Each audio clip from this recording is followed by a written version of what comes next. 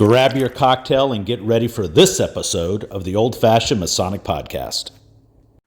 Welcome to the Old Fashioned Masonic Podcast, where we talk all things Freemasons while drinking an old fashioned. I'm Brian, and it's my pleasure to introduce my fellow Graybeard onto the podcast, Brother John Meek. John, welcome to the podcast, my friend. Well, I got to be contrary. I'm not drinking old fashioned. You know what? It's nice early, beer. So we'll let the listeners know a little bit more why it's early. It's too early for me to be drinking a cocktail and not be judged. Not that I care. However, we're several hours apart, and we'll talk about that a little bit. But before we do that, John, why don't you tell? Because the favorite thing about our podcast, we like to know as much about the man as we do the Mason, right? So tell everyone, push Masonry to the side, my friend. Tell our listeners who's John. Well, I'm an American originally from the south side of Chicago, and for all the Chicago purists, the southwest suburbs, forgive me. Who's John the person? Professionally, I have a background in compliance, both private sector and public sector. Once I moved to Bulgaria, I ended up, that's the other thing. Originally from America, now in beautiful Sofia, Bulgaria. Once I moved here, during COVID, project I had going on fell apart just like so many other things. So I ended up writing and going from writing into publishing. Why? Because it's easier to publish others than my own work. But jokes aside, I went into the publishing because I want to give other authors a chance to get some of the different views out there, but that's a whole different story. I'm how do you say it? I wouldn't say I'm good. I'm a would-be bassist. Ha ha ha. The hobbies include reading. I have a full library. Can't see it from here, but I have a full library of somewhere between 13 and 1,400 volumes.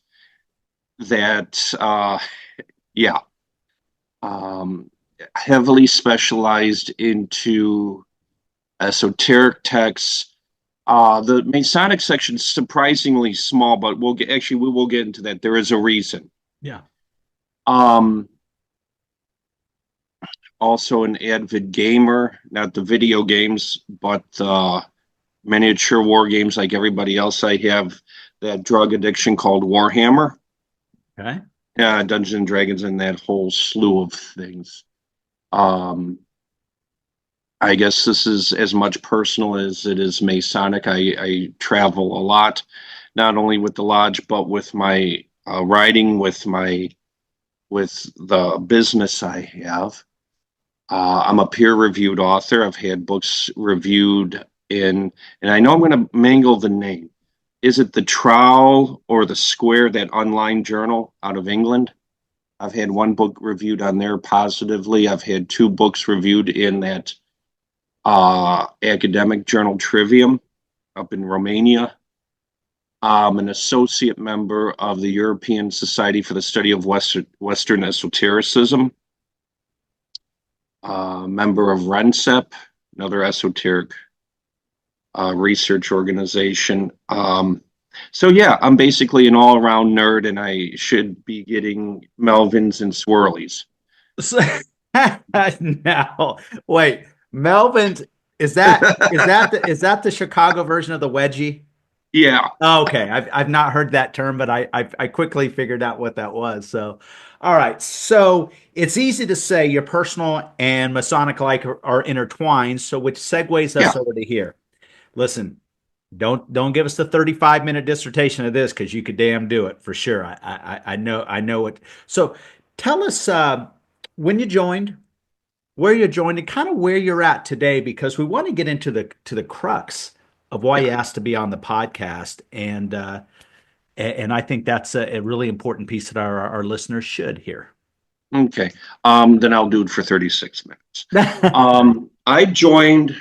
Okay, I'm going to give a weird answer just so I can appease both Caesars. I got my first degree, I want to say in August of 2005, and my third degree in January of 2006.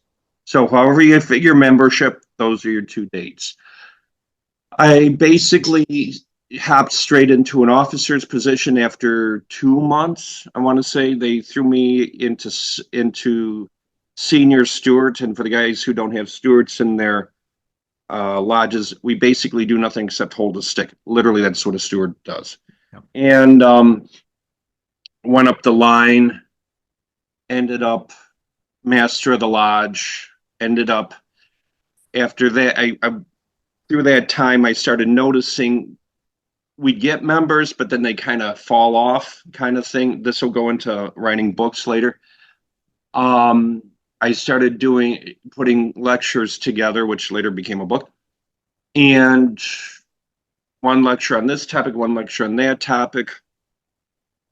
And the district deputy, right after I want to say I was no longer master, he had me. Now there is no such official thing, but he got me a name tag that said assistant education officer because we had a real one, but I was in charge of lectures for about a year for our district. In all honesty, I really didn't do much with that, but it was another, yeah, step or nail in the coffin, depending on how you look at it. Right. Um, Came time, and then, as you know, once you're a past master, all those invitations you wanted, now you're getting everything. You're invited to, Right. you name it, you got it. Um, then came time to move to Europe under some odd circumstances, but we did. And right before I moved, I was named Grand Representative to Bulgaria. About a year or two after I moved, then I was named Grand Representative to Russia. And that's the long story short of where I am today. Nice, nice.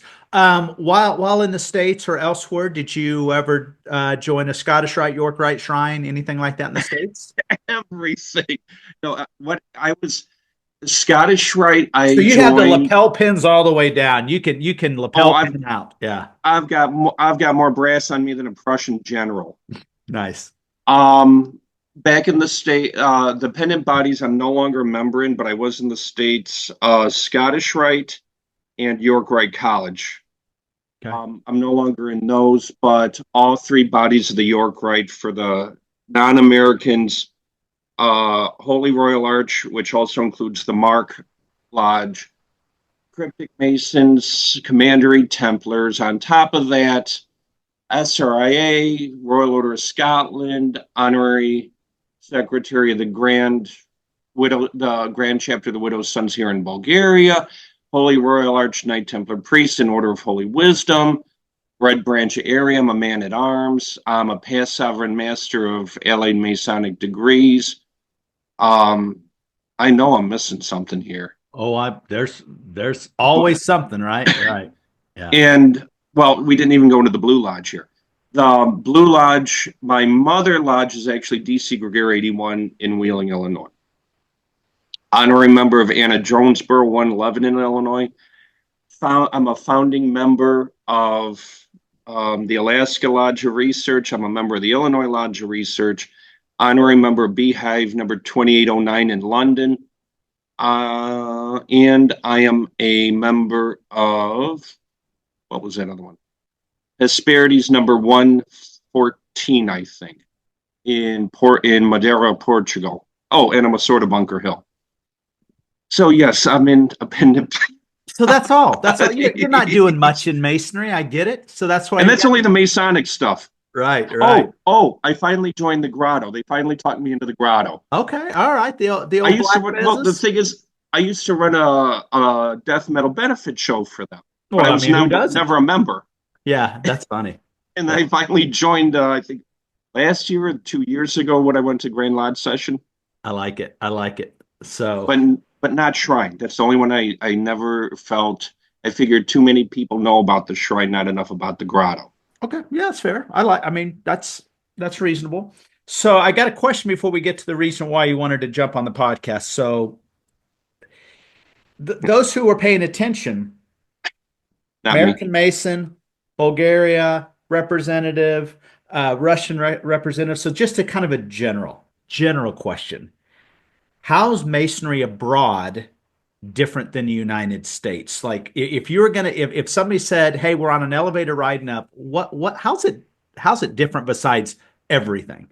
Okay, so how I would break it down, if you look on Facebook, you'll see me make remarks. I'll call it like Anglo-American Masonry. And I mean, this is And what's your handle? What's your handle on Facebook for folks that need to look you up? John J. Meek, I All right. think. You know what? We'll have it across the bottom of the screen, folks. So go look them up. And hate mail, put it straight into the DM. I love You it. know, hate mail, But send it to us. We get plenty of them. We've got mods, so whatever. but the difference is Anglo-American Masonry. I mean, I say it's Anglo-American because we come out of England. The Preston Webb form of Masonry, and that's the state, that's Prince Hall. Anybody that's running around with Preston Webb has that English influence. We tend to be more moralistic. Yes, there is an esoteric heart and soul to Masonry. I will never deny that, but it's not as blatant as other forms. Now, flip over to the continent, you could say that there's Northern Masonry and Southern Masonry.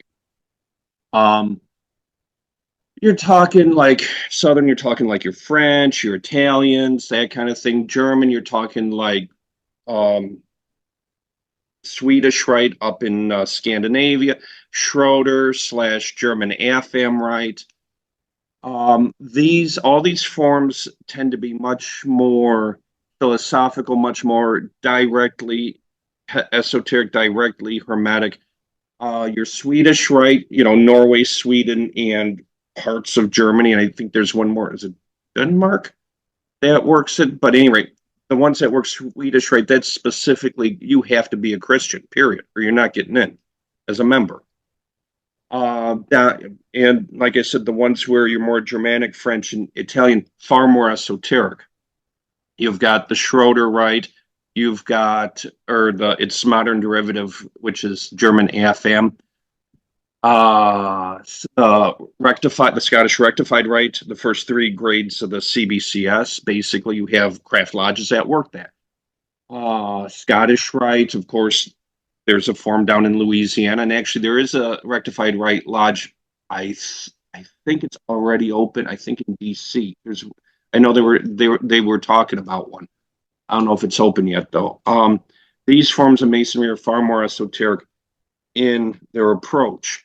Now, there's also that's formal. This is the guts of it. Informal, we have different traditions. I know some states have alcohol, but those are few far between. But like basically UK and Europe, there's alcohol at the festive boards or white tables, whatever you want to call it afterwards. Um, Women's masonry, you guys will see me where I'm a staunch defender of them existing, not of the regularity because they're clearly irregular. But once you get into Europe, you will see a lot of the regular Masons will have wives, sisters, daughters that are female Masons. Yes, irregular, but they're still, it's one of those, you tell them no and see what happens. You know, so it's something that it's not regular, but it's a little more common over here. Mm-hmm. When you see, oh, hey, brother, how are you? Well, this is my lovely bride sister, so and so and so. Well, number one, a lot of times the wives are called sister, but you're never quite sure if it's sister and sister. Right. Right. And Like when actual blood brothers join this, like, well, this is my brother. yeah, right. And we don't recognize them Masonically. We don't sit in their lodges. They don't sit in our lodges. Right. I think that's the big mistake or the big misinformation that, you hear this like, oh my God, are women sitting in lodges? No. No. I mean, there are co-ed lodges and jurisdictions. Okay. But we don't sit in those either. Those are as irregular as the women's only for us. I mean, exactly right. Regular is regular, irregular is irregular, period, end of discussion. No debate there with me on that. Yep. But no, right. That's not true. I'm thinking of a couple of people out there in Oh yeah, me too. radio That's land. why I wanted to clarify. You're right. Yeah. But that doesn't mean we don't have to coexist with these people. And to be quite honest with you, quote unquote, Masonic couples thrive a lot better, you Yeah. know, because there is a line between what you can and can't talk about. You Sure. know this. Yep. There's like in the States, it's basically the modes of recognition. Okay, so if you have that, you have a lot in common. Right. you know so that has its own advantages. That's why I'm a proponent of, look, leave them alone. You don't like them, that's cool. Just leave them alone, let them do what they want. They have their lodges, we escape to ours. You're right. you know but that's another difference. The other difference is, the Americans, the English, they're far more open. Over here, I always tell people, find a lodge in Bulgaria. Go in a phone book, find a lodge. It's a lot more quiet. We really only have one public face of Masonry in Bulgaria. That's the Widow's Sons. That's it. I mean, the lodges we don't say where the lodges are. And actually, if anything's going when I first came here and got the pep talk, basically what I was told is, if anything's ever going to get you thrown out, it's if you finger another Mason. Yeah. If you say that guy's a Mason, you can For have, that's what I, clarification, if you point one out or identify. thank you. Yes, thank you. There If you no, point, further need to elaborate there, boys. no, but if you say this guy over here is a Mason, he doesn't want it out. He can turn you in for that, and you will get yourself in a heap That's load of fascinating. trouble. That's fat. Well, I'm kind of down with that. If somebody doesn't want to out themselves as a Mason, who are we to tell their story? I think I'm well, okay with wait, that. Yeah. no, that's one aspect, but don't forget that we have different histories. America is a Masonic country. No matter what we say, Yeah. Fair. it is, Fair. historically speaking. Yep. Here, Masons were involved in many, many, many different things. Like we were talking about Garibaldi earlier. But like in Eastern Europe, there was communism. Here in Bulgaria, there was, even before communism, there was a short time when fascism was very influential here during World War II. That's when it was outlawed here originally. Then the communism came in. Then you have yellow press propaganda. And then once all this falls apart and everything becomes legal again, people still have this old memory of all the old yellow press. Yeah. You know, are we sacrificing babies, or are we eating them, or whatever else it is? Are we running the world? And Right. this is still very real. I have a friend of mine, um, over in Belgrade. That's deviltry. It's like, and he firmly believes it.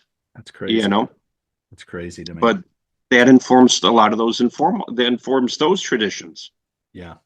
So let's jump into this. So you listened to an episode that we did about Russian lodges from the perspective of Alex, a former Russian Mason. You asked to come on because obviously you have a different perspective, having Yes. sat in a Russian lodge, and a different perspective from what he said.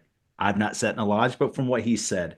So, having never attended a lodge in Russia, I've got no point of reference other than what Alex and the many other emails that we've got. So, I'm going to step back, my friend. Give us your take specifically on Russian lodges. What what should non-Russian Masons?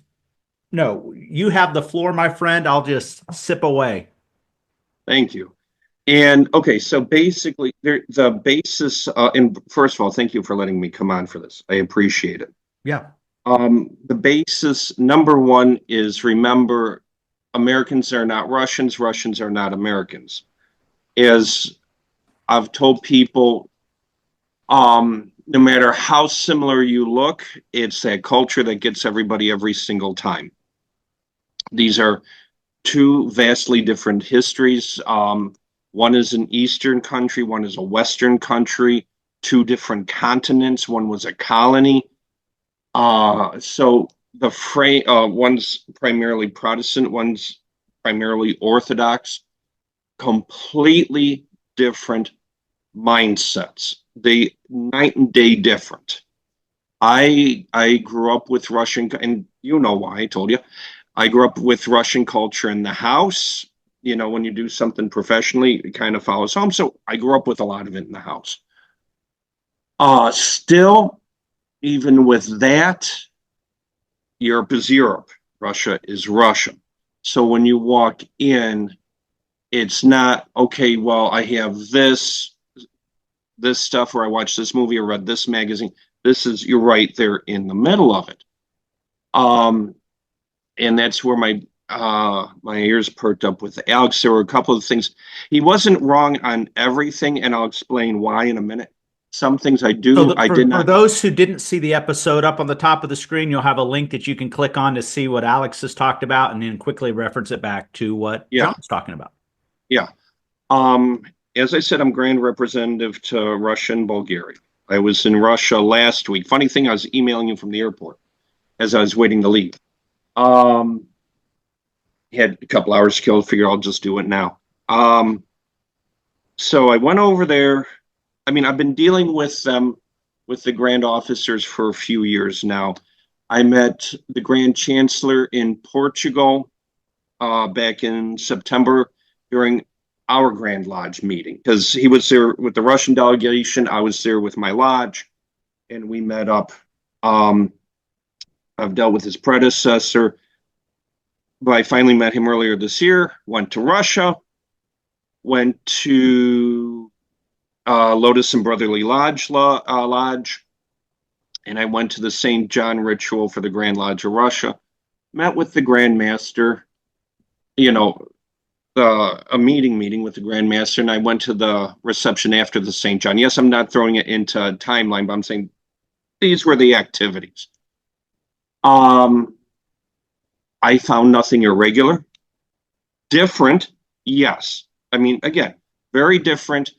By way of, okay, the Americans may not know this, but you have your lodge, your craft lodge, your blue lodge, whatever, and those things you do inside the lodge, the rituals, those are part of a rite. Rites are not only independent bodies, rites are how Right. things are done. Right. Most of America, you'll hear referred to as a couple of different names. It's either the York Rite, but people don't like it because you have the Rite of York in England. So York Rite, the American Rite, and it works the Preston Webb ritual. So I just call it the Preston Webb Rite because it cuts all confusion.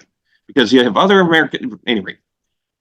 So, for example, the lodge I was in was Scottish Rite. They also have a Memphis Mizraim Rite lodge. Their Garibaldi works Memphis Mizraim. That's the other thing. They have appendant bodies we as Americans don't.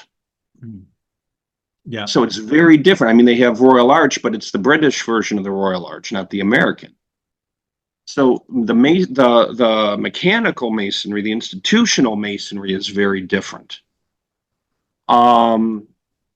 As all European lodges have ever said, and I include England in this one, there's alcohol at the festive board afterwards. You drink afterwards. That's one of my bones of contention with Alex is I've never seen Coke or women of a repute or anything like that. Not here and not when I've been in other countries with guys, because I have a very good friend, very, very, very good friend, who's a Grand Steward of Russia. I've known him. He's one of the first guys I met when I moved to Europe. That was one. The other one, I'll throw this one out there now just to get it out there and done. As far as toasting Putin, there is the tradition. I've seen this myself in London. I used to be secretary for for Metropolitan College of the SRA. I'm still in the SRA. Oh, that's another thing I'm in. SRA. When you go to London, and it seemed I've only been in my lodge in London once or twice, and I do believe we did it there. In all these, you toast to king and crown. Sure. So you do toast to the heads of states in different or I've heads seen of countries. toast and lodge to, the Right, health of the president, whoever it may be, right? So, right. That's why when I saw that, I didn't even bat an eye to it. It's like, okay, Putin's the president right now. That's knock your socks off, boys. Right. And that is a formal part of the ritual, whether you're, no matter table lodges. Yeah, that's right. You guys do table lodges periodically over there. Yep. I did it in the table lodge. Did it to the president back when I was still living there. And with the way they did it when I was there last week, the Yeah, I don't have a tradition is, problem with toast, yeah, just in general. no, no, To God and country, your God, your country. I don't have a problem with that. right. But here's the thing: I don't have an issue with that. don't forget, you're American over there. Exactly right.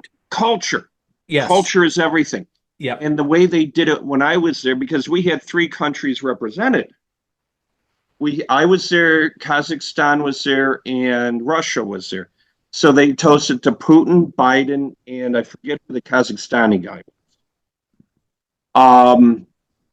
I saw no irregularity in it. It doesn't, and that's well, going to that my whole thing inside versus outside later. So I saw nothing irregular there. Yes, yes, you did it, but it's also part of the ritual. So there's that.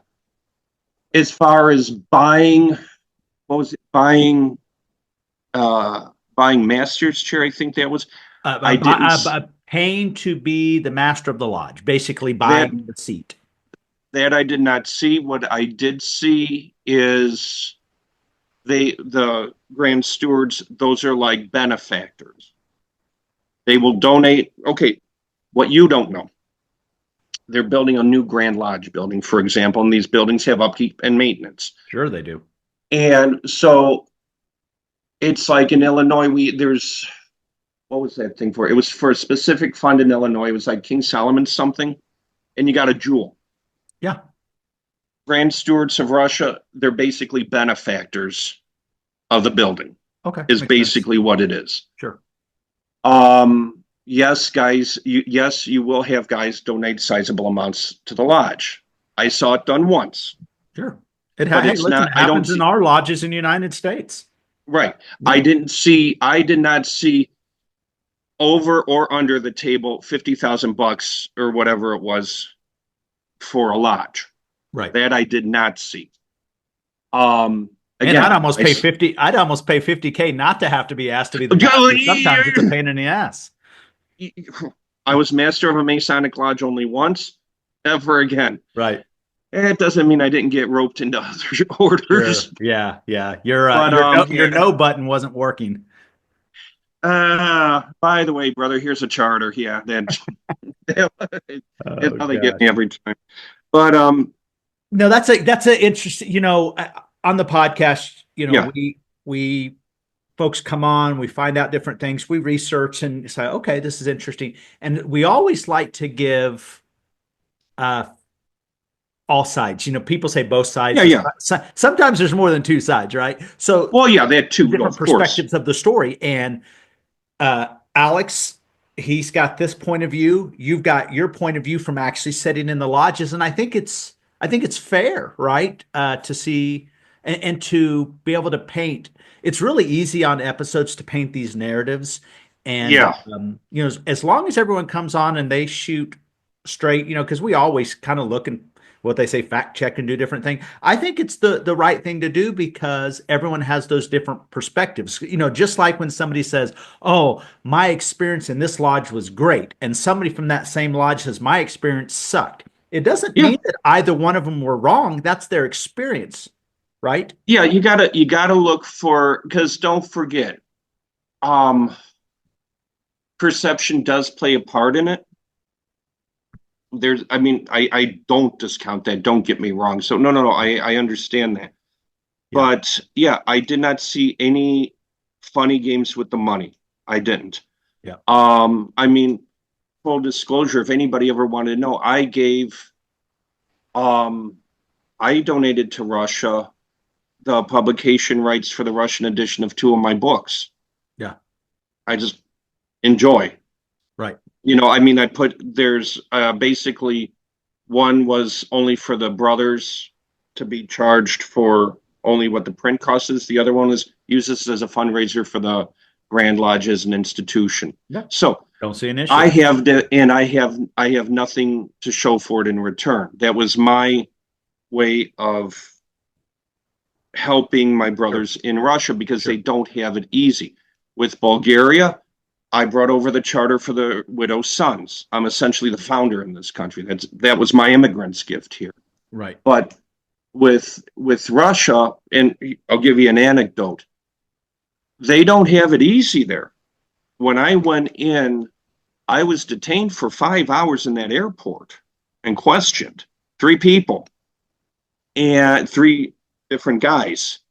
And the big question they were asking is, what is this masonry? Who in our government's in it? Who is, you know, when you keep getting these questions, it's like, um, there can't be much of a tie in there, Yeah. you know. Yeah. Bogdanov is, the Grand Master. He is a public figure, of Mhm. course. Yep. But as far as tie-ins to the government, I mean, I think he's lost every single election he's run. Right. Yeah. But I mean, as far as tie-ins to the government, no, I would have been out of there in 15 minutes. Right. I sat there for 5 hours, and what's this and what's that? What do you do? What's this? What's this? What's this? Guy was sitting there taking notes. They wrote down the IMEI on my cell phone. On your cell phone, yeah. Anybody, so folks who don't know that, I'm glad because most people don't know the IMEI, and so that's don't mess around, and leave your phone around, folks, because if you want to be tracked, you got that number, they got your butt. They were not playing game. The government was not playing games with me there. Mm-hmm.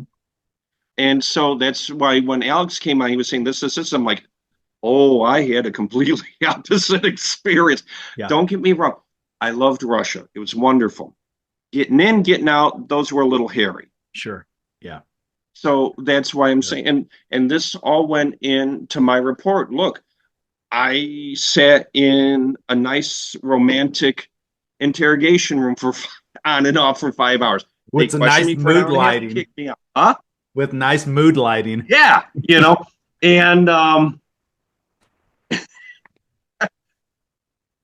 and so it's like, okay, that doesn't make sense. I didn't see funny money. I didn't see coke and women of ill repute. I didn't see any of this. Right. I saw a vastly different culture. I saw men that had, virtues and vices, Younger, of course, younger just like, yeah. membership? Was the membership younger? Well, no, the membership goes from pretty young to, older. I was seeing guys in their 20s, and I think one guy was up to his 70s even. Okay, so very similar to the States. So Yeah, it's nothing the stood same out thing. differently. It's the same thing. Okay. They're not as big as the state lodges in America. I mean, they are Right. bigger than some state lodges. I forget the exact number. For some reason, 50 lodges and 1,500 guys. For some reason, that pops to mind. I don't know why. Yeah, I wasn't taking. I think we'll have the link up in the top. I think the Grandmaster Bogdanov, I think he mentioned a number on his episode, but yeah. Yeah, if he did, then go with Yeah, that, yeah. because I'm I going to wasn't. trust his number.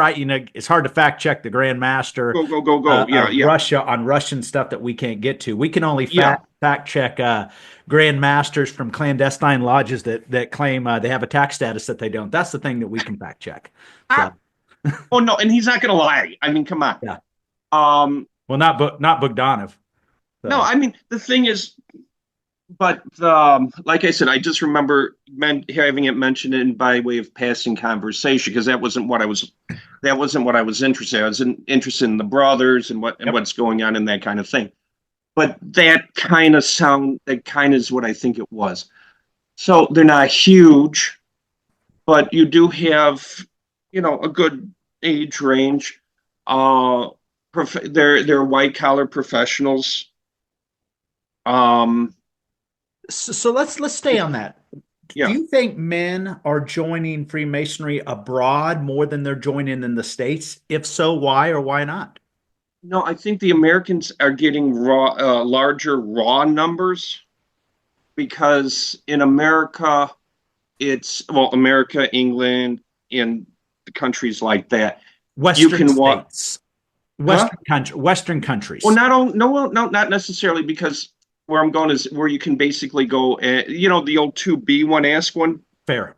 Yep. You can go knock on the door. Hey, I wants to be a Mason. Right. And right. that's the thing. Here, it's not so easy. Again, go find a Bulgarian lodge. I dare you. Oh, that's a great point. Yeah, because I think Yeah, Andre Bogdanov, I think he talked about their handles have something like with a hand sticking out, and there may be a very yeah. few ways to really, or a lamp, or is it a lamp, or both? I I think forget it's what something it both. was, but but I was like this the whole time. So it was like, it was cool. It truly was. But the thing is, go find a lodge, go find a Mason. I mean, they're very public on Facebook, but not number one, not everybody's public with their membership. Number two, Facebook, you don't have Facebook when you're in Russia. Those are through VPNs. Yep. So, so we got a couple of things going on here. So over here in this part of Europe and Italy, even if I remember right, a lot of it's really invitational, not because, oh, you have to invite. It's, how else are you going to get in? Yeah. You know? So that's interesting. Um, So because we're in just let's just say England and the States, because we're more yeah, open with the to be one ask one and all the bling, yeah, the raw numbers are there. yeah. But you used the word raw, so that was interesting that you used that word. So That's why did you why. use that word?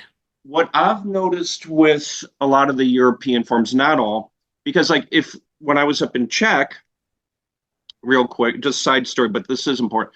When I was in Czech running around with up there, I remember talking to some guys from an irregular Grand Lodge, and these were all esotericists. I said, "Why are you all irregular Masons?" And they said, "Because the regular Grand Lodge is too much of a club. We want the philosophy, we want the esoteric aspect, Okay. and that's important. Different countries have different problems. What's a problem in the States is not a problem here. For Right. example, what's a problem here is not a problem there. I'd Um, argue in states in the United States we have different problems. Well, yeah, So yeah, yeah, of fair. course. Yeah. Yeah, of course. But it's even more radical when you're talking Yep. continents. Yep. For sure. Uh, what I've noticed is in countries like Bulgaria and Russia is it's very hard to get in, but once you're in, you're taken seriously. Right. Makes sense. In American Masonry, it's real easy to get in, but it's very hard to be taken seriously. Like I would wager, and I could be very wrong, and I'm gonna get 100 emails telling me I'm wrong. That's cool, but I would wager that you're really not taken seriously until you're a past master I in America. think there's some validity to that. Yeah. That was kind of my feeling. Not even master, past master. Once you've done it, the IRS hasn't rated you, yeah, or Oh, it's anything. funny that you say that. Oh man, that surely the IRS wouldn't do anything like that, boys. No, but I mean, jokes aside, you haven't burned down the lodge or anything. Once, and you're still coming back. That's kind of when it seemed to me that things started to change, at least with me. That's what it looked like. Over here, it's harder to get in. Basically, okay, look, I want this kid to be in. He's good for this, this, this, and you actually defend him, and then you vote for him. And then, you get your first degree and you don't memorize, you write papers, Right. and Very, you the have to Swedish visit. rite is very much like that. Oh yeah, well, Swedish right, that is, if Facebook's anything to judge by, that is anathema to the American mind, isn't it? Yeah. And so on Christian an episode that Masonry. some may have seen, we've had Mott's on, and Yeah. he just, it took him 25 years to go through all his degrees. Oh, yeah, yeah. Did he Yeah. go all the way up to 10? All the way to 10. He just took his 10th. Congratulations. Yeah, But 25 years. So yeah, oh, I go know. Oh, check have the you seen link the above, Scottish? folks. You'll be able to click back on and see Mott's. He's an awesome episode. Have you seen the Scottish rite over here? That takes years. Anything after 18 is invitational. Yeah. Oh, that's fascinating. Yeah. Well, that's like SRA versus SRICF. If I remember right, guys walking on the fourth over in the States. Me, it took me it took me a couple of years Yeah. to get to the four. But anyway, I digress. So you get your first degree, you write a paper, you have to attend lodge I think every meeting, unless if you or the kids are sick or something. Right. The second degree, I believe that's where you have to visit other lodges too and write another paper. I like it. It's a very different thing. I like it. And It gets an well, investment though. It gets an investment. And the other thing is, for me, when I yeah, write something down, it really takes me to a different place versus just gabbing, because it's easy to gab and be loose. But Right. when you have Yeah. to be thoughtful and write or type something, I here's my opinion. Obviously, I didn't have to do it that way, Yeah. Yeah. but to have to write that down as a recap of it, it's either going to make you write what you liked or like what you didn't like. And as you get going through there, I think it weeds out or reaffirms why you should or shouldn't do something. I like the That's process. that's the thing. But here's the other thing. It's very complementary to what the Americans do. Think about this. And I think the British do. Do they do the catechism? I never went through the degree, so I never asked, so I don't know. But the Americans, we'll pick on us. The Americans memorize everything. Mm-hmm. So we have something the Europeans don't. We have this corpus of knowledge in our head. So when we go into the appendant bodies, and what are the appendant bodies except the inner grades for our outer, the Blue Lodge is the outer order, the York Rite's the inner order, basically. Okay. So we have like these coat hangers that we can hang this information on when we start going through Mark and the Holy Royal Arch. Yep. We say, oh, that's what that's pointing to. That's what that's pointing to. This makes sense. The Europeans don't have that. Right. But what they do have is they have a very deep understanding of a couple of topics of their choice that they really get into. Right. So we as Americans have a very good broad understanding. I mean, we know how that degree ritual works in and out. Yeah, everything from how you move, how you talk, where Yep. you grab, where you touch, where you look, all of it. Yeah. Yep. Europeans won't necessarily have that, but they'll have a deeper understanding of a couple of things. Yeah, so where they feel like that might be unnecessary minutia, here's what they value, where we look at it and value something maybe slightly different. Yeah. I mean, and I'll tell you, both systems have their value. The memorized version of going through the degrees is actually better for the candidates. Nice. Okay. Because it's more impressive. Let's be honest. It's more impressive than you see a guy there with a book, my brother, blah, blah, blah, blah, blah, blah. That's far more impressive. Yeah. The red version is better for the officers. And I didn't realize this until I was giving a degree in another order. And I was reading and it's a Christian, esoteric Christian mystical, or I'm reading and it dawned on me. I stopped in the middle of the degree, and when I read this part, I don't even remember what the part was, and it dawned on me. I said, everything that this one does from now on in their esoteric life, the responsibility is on me. Yep. It's my fault. Yep. And ever since I had that experience, I actually became a lot harsher when it came to accepting candidates into that body. Makes sense. Makes sense. And so, I mean, when you're reading it, sometimes some things kick in for you that won't kick in for the candidate. Oh, for sure. Absolutely. I because everybody's, again, we regurgitate this on the podcast, but everyone's masonry looks different. My masonry looks different than your masonry and the other, because we're all in it for different reasons. And we think it's for this, but then you get there and your path may pivot and change. So, and that's what's cool about it. Well, if you asked me 20 years ago, I never would have thought I'd be doing any of this. Right. Listen, when I joined, I didn't think I cared about Blue Lodge, Scottish Rite. I just wanted to be a Shriner. I just wanted to put the hat on and go have fun. And you just wanted the hot sands. I know you. There you go. Right. And it pivoted because somebody saw something and said, I know you think what you want.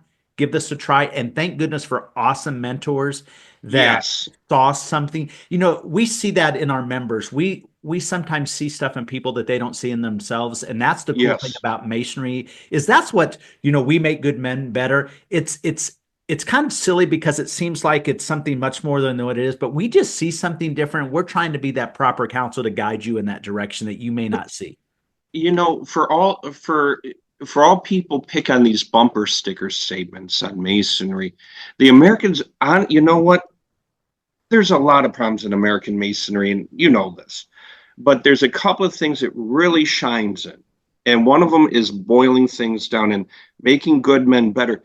That really is it, whether it's through esoteric practices, whether it's through charity and almsgiving, esoteric practices, Being around good men. SRIA, CBCS, HOM, or almsgiving, Shriners, Grotto. Do you Grotto? Yes, I do. Um, whether it's all taking good men, and making them better. Yep. Yep. So, and that really is that's what it is. It is. So I slid a question in on you, but before we get to that, what we call the most important question of the podcast, Yep.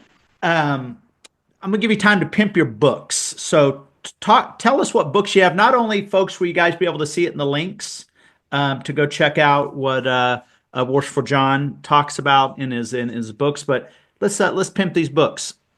From I started, like I said, I started writing books a couple of years ago and flipped over into a publishing house.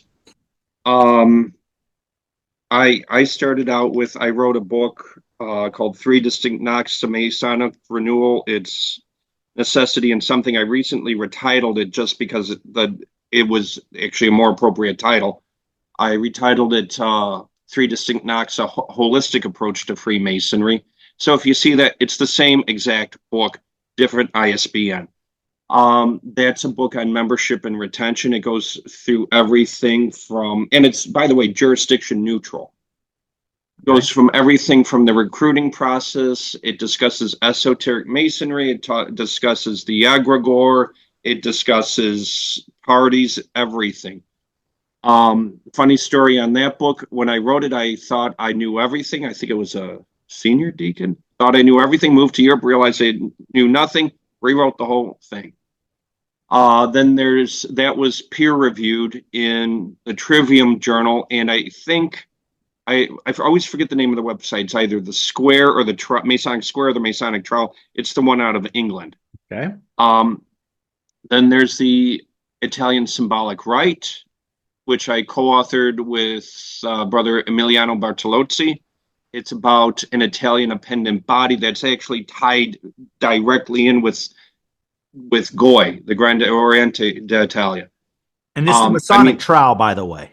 Yeah, thank you, Masonic trial. Yeah. The Italian Symbolic Rite is authoritative on that topic. In fact, the Grand Orient of Italy requested a copy so that they could put it into their library officially. I am one of the very, very, very few foreigners that has a book. And yes, like I said, I co-authored it with Emiliano. That right now is being re-edited because, quite honestly, I did a bad job editing that book, the first edition. Right. But that was also peer-reviewed in Trivium. I republished the Edward Blitz Martinist Monitor. The lecture that I gave in Russia, which is the roots of interjurisdictional masonry. I am publishing that within the next 3 weeks or whatever, maybe a month because of Christmas. I have a book called The Divine Irony of the Son of Man, which is a Kabbalistic, esoteric Christian, a book of esoteric Christology, very orthodox, but at the same time taking into account Kabbalah and the sages. Now, and then there was Masonic Musings, which is a book of Masonic poetry. That was a little off the camp for me because, if you notice, all these books had an esoteric leaning in them. This one does too, but it's a poetry, which I generally stay away from. But it showed a holistic book of a man's entire life's experience, including masonry. Nice. So that was published back in September, and the author won a local award for one of his poems, so I was very happy with that. There's a book of lyrics from a musician I know. I've known him for years. I was a fan of his before I even knew him.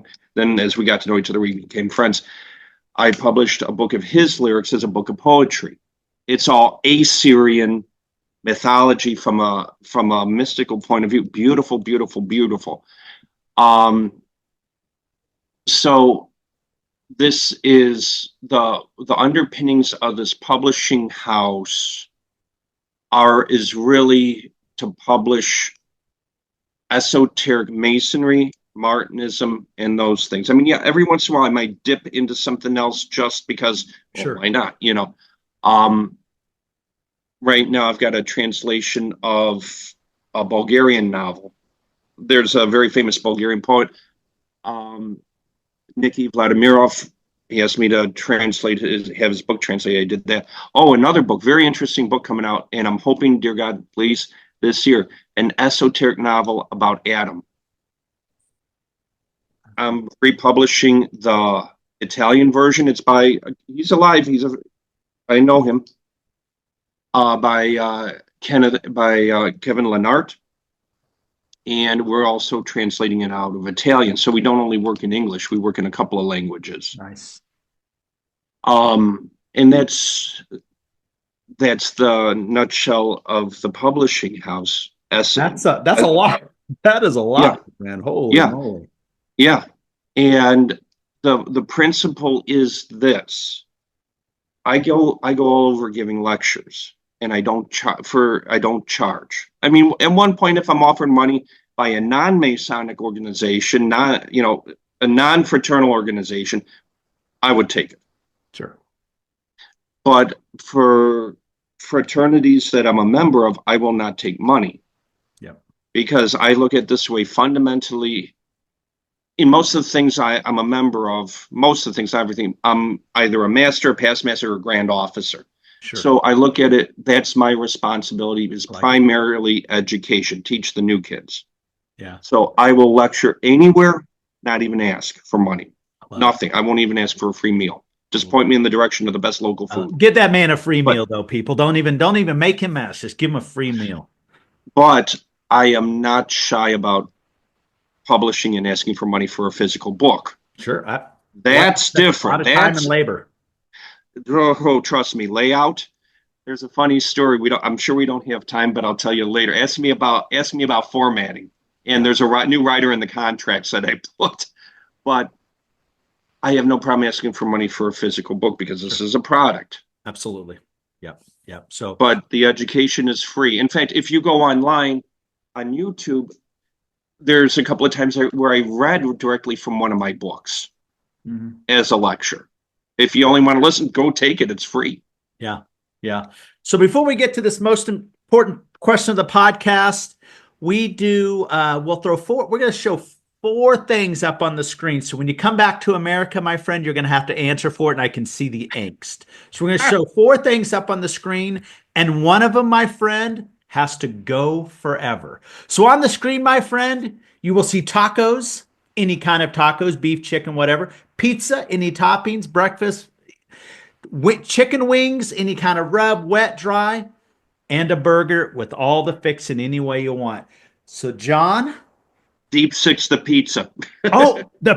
Whoa! A South Side Chicago boy says pizza's got to go? I can get it over here. No. This means it was never invented ever in the world. Uh-huh. Well. Okay, since you're going to play dirty, if you're going to play dirty. Yes, I am going to play dirty. Okay, the hamburger it is. Okay. So the burger's got to go, but it was never invented, so it's just ground beef and it's something else. All right, I like it. So, John, I'm sure we're going to get you back on for another episode in the future. But my friend, thank you for coming on the Old Fashioned Masonic Podcast. Thank you, brother. Cheers.